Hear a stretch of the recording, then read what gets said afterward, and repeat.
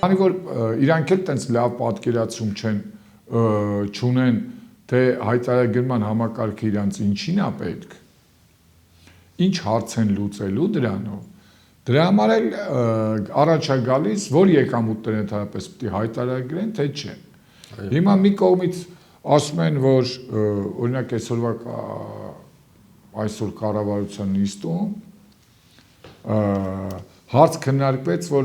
տենց քննարկման համար միգուցե ճիշտ է այն եկամուտները ներկայացնեն, որոնք հարկման ենթակա են, մնացածի դեպքում ավտոն։ Եթե պետք է եկամուտները ներկայացվեն, որոնք հարկման ենթակա են,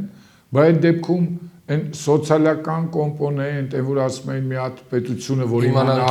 ով ինչքան գումար է ստանում, բայց հարցը ստացվում է ավտոմատ անիմաստ չունեք, որ լավ օգնենք։ Ախր իրանք էլ չգիտեն, իրանք ինչ են ուզում անեն։ Ինչի համար է, ինչ նպատակի համար է, ան այնքան որ դրել են հայտարարագրման համակարգ, հիմա ասում եմ, քանի որ խոսք ենք տվել, ներդրենք։ Մյուս հարցն էլ են, ինչքան հասկանում եմ, ստորագրած կամ օրենքով պարտադրված իբր ստորագրել է, այսինքն իր հանձնածնա, ինչ որ թուղթ ունենա, ինչը իրավունք կտա հասանելիություն ունենա, պետությունը հասանելիություն ունենա բանկային համակարգին, էս է։